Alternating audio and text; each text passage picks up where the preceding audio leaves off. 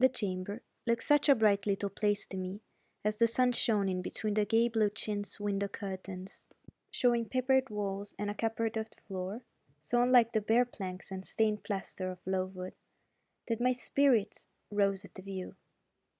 Externals have a great effect on the young. I thought that a fairer era of life was beginning for me, one that was to have its flowers and pleasures, as well as its thorns and toils. My faculties, roused by the change of scene, the new field offered to hope, seemed all astir.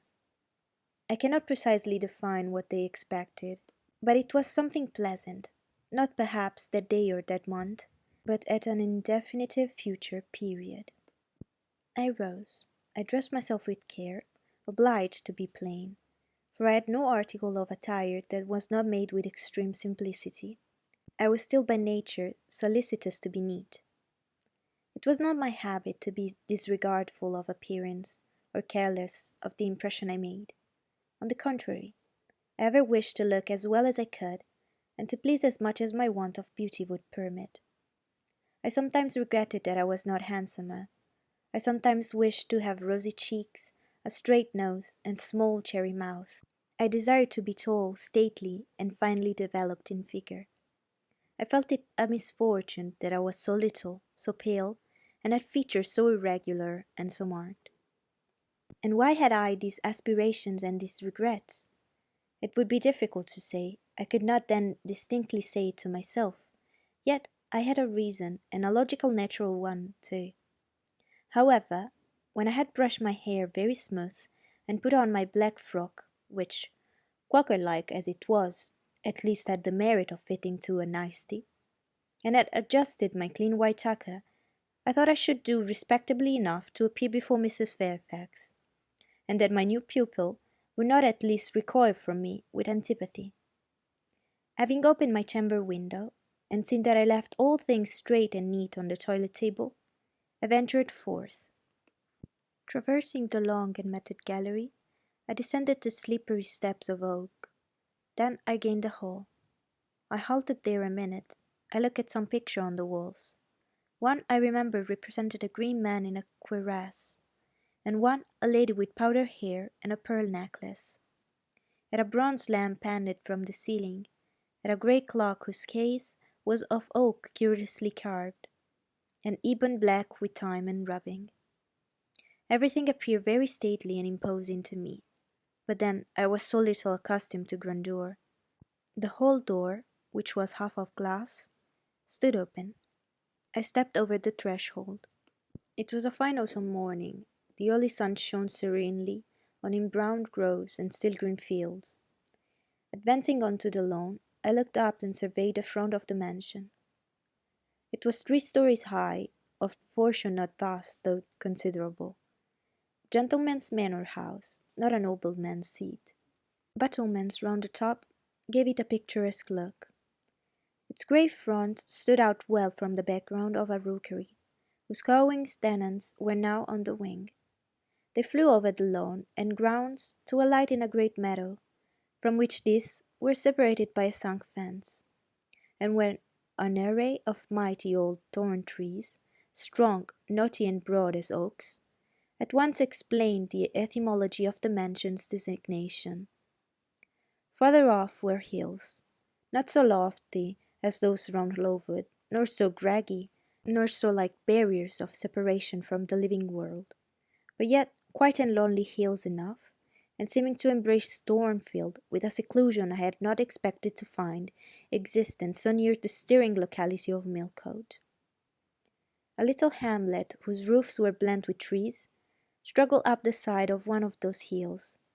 The church of the district stood nearer Thornfield.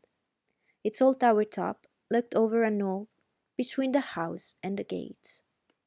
I was yet enjoying the calm prospect and pleasant fresh air, yet listening with delight to the cawing of the rooks, yet surveying the wide, hoary front of the hall, and thinking what a great place it was for one lonely little dame like Mrs. Fairfax to inhabit, when that lady appeared at the door. "What, out already?" said she. "I see you are an early riser." I went up to her, and was received with an affable kiss and shake of the hand. "How do you like Thornfield?" she asked. I told her I liked it very much. "Yes," she said, "it is a pretty place, but I fear it would be getting out of order unless Mr Rochester should take it into his head to come and reside here permanently, or at least visit it rather oftener.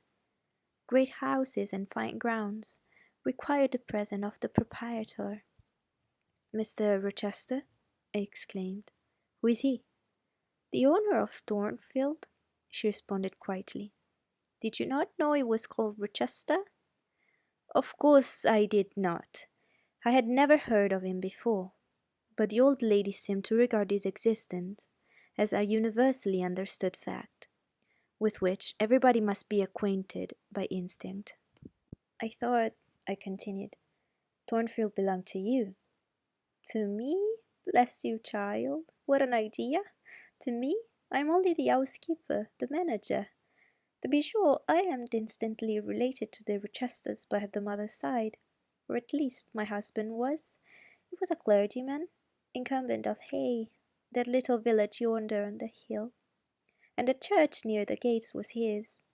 The present Mr Rochester's mother was a Fairfax, and second cousin to my husband, but I never presume on the connection. In fact, it is nothing to me. I consider myself quite in the light of an ordinary housekeeper. My employer is always civil, and I expect nothing more. And the little girl, my pupil, she is Mr Rochester's ward. He commissioned me to find a governess for her. He intends to have her brought up in the shire, I believe. Here she comes, with her bonne, as she calls her nurse." The enigma then was explained. This affable and kind little widow was no great dame, but a dependent like myself. I did not like her the worse for that. On the contrary, I felt better pleased than ever. The equality between her and me was real, not the mere result of condescension on her part. So much the better. My position was all the freer. As I was meditating on this discovery, a little girl, followed by her attendant, came running up the lawn. I looked at my pupil, who did not at first appear to notice me. She was quite a child, perhaps 7 or 8 years old, slightly built, with a pale, small-featured face, and a redundancy of hair falling in curls to her waist. "Good morning, Miss Adele," said Mrs Fairfax. "Come and speak to the lady who is to teach you, and to make you a clever woman some day." She approached. "C'est la ma gouvernante," said she, pointing to me, and addressing her nurse, who answered, "Ah, mais oui, certainement." "Are they foreigners?" I inquired, amazed at hearing the French language. "The nurse is a foreigner, and Adela was born on the continent, and, I believe, never left it till within 6 months ago. When she first came here, she could speak no English. Now she can make shift to talk it a little. I don't understand her. She mixes it so with French, but you will make out her meaning very well, I dare say." Fortunately, I had had the advantage of being taught French by a French lady, and as I had always made a point of conversing with Madame Pierrot as often as I could, and had, besides, during the last 7 years learnt a portion of French by heart daily, applying myself to take pains with my accent, and imitating as closely as possible the pronunciation of my teacher, I had acquired a certain degree of readiness and correctness in the language, and was not likely to be much at a loss with Mademoiselle Adele. She came and shook hands with me when she heard that I was her governess, and as I led her in for breakfast, I addressed some phrases to her in her own tongue. She replied briefly at first, but after we were sitting at the table, and she had examined me some 10 minutes with her large hazel eyes, she suddenly commenced chattering fluently. "Ah," cried she in French, "you speak my language as well as Mr Rochester does. I can talk to you as I can to him, and so can Sophie. She will be glad nobody here understands her. Madame Fairfax is all English. Sophie's my nurse. She came with me over the sea in a great ship with a chimney that smoked. How did it smoke? And I was sick, and so was Sophie, and so was Mr Rochester. Mr Rochester lay down on a sofa in a pretty room called the salon, and Sophie and I had little beds in another place.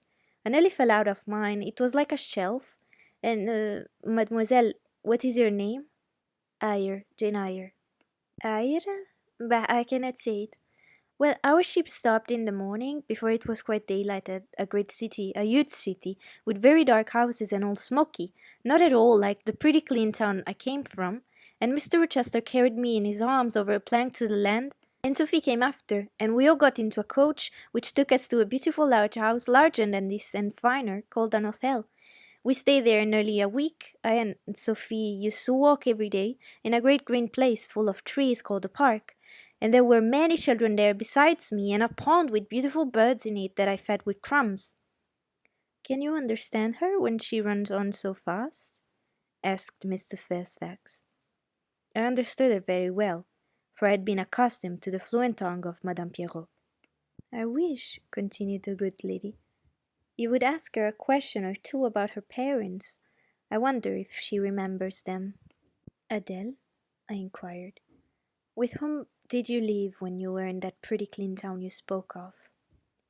I lived long ago with Mamma, but she is gone to the Holy Virgin. Mamma used to teach me to dance and sing and to sing verses. A great many gentlemen and ladies came to see Mamma, and I used to dance before them or to sit on their knees and sing to them. I liked it. Shall I let you hear me sing now? She had finished her breakfast, so I permitted her to give a specimen of her accomplishments. Descending from her chair, she came and placed herself on my knee. Then, folding her little hands demurely before her, shaking back her curls and lifting her eyes to the ceiling, she commenced singing a song from some opera. It was the strain of a forsaken lady, who, after bewailing the perfidy of a lover, calls pride to her aid, desires her attendant to deck her in the brightest jewels and richest robes, and resolved to meet the false one that night at the ball, and prove to him, by the gaiety of her demeanour, how little his desertion had affected her. The subject seemed strangely chosen for an infant singer, but I suppose the point of the exhibition lay in hearing the notes of love and jealousy warble with the lisp of childhood, and in a very bad taste that point was, or at least I thought so.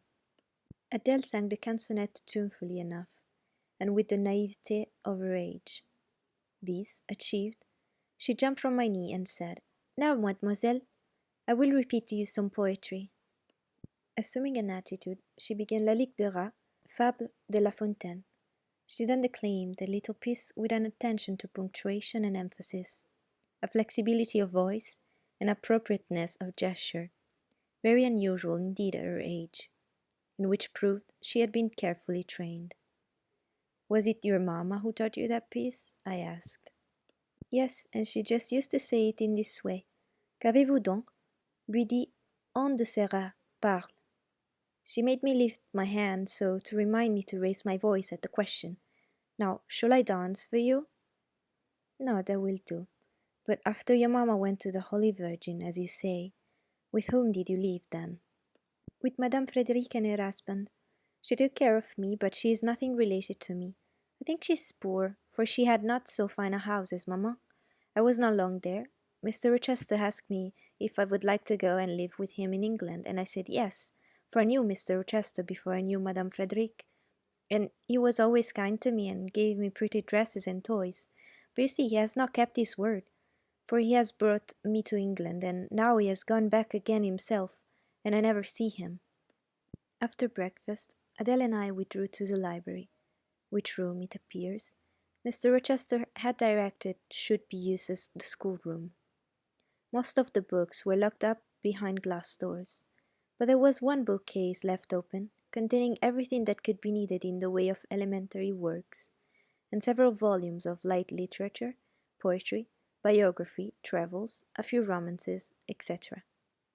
I suppose he had considered that these were all the governess would require for her private perusal, and indeed they contented me amply for the present, compared with the scanty pickings I had now and then been able to glean at Lowood. They seemed to offer an abundant harvest of entertainment and information. In this room, too, there was a cabinet piano, quite new and of superior tone, also an easel for painting, and a pair of globes,